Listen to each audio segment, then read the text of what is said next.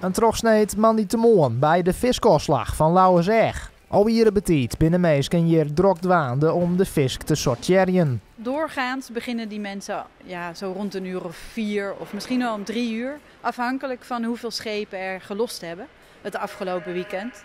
Moet er dus heel veel verwerkt worden voordat het wordt verkocht. Gewoon visk wordt op grutte sorteren. Nadat keepers de kans kregen om de visk te skorgen, wordt het verkocht. Dat gebeurt nog wel fysiek, maar hield niet meer ook digitaal. Een koper kan gewoon inloggen op die klok en kan meekijken, zelfs vanuit zijn bedrijf of vanuit thuis. Maar er zitten hier in de mijnzaal ook altijd kopers die ter plekke kunnen drukken op een prijs die ze willen betalen voor een bepaald type en een bepaald soort vis. Keepers moeten op dit stuit net te lang wachten maar drukken. De onvier van visk in Lauwerzeg is dit hier leger als oors. Het heeft te maken met het koude weer. Wat we van het voorjaar hadden, van de noordenwind, de oostenwind, dat is allemaal slecht voor de visvangst. De vraag vanwege corona hebben we natuurlijk de afgelopen jaren ook gemerkt dat de horeca dicht was.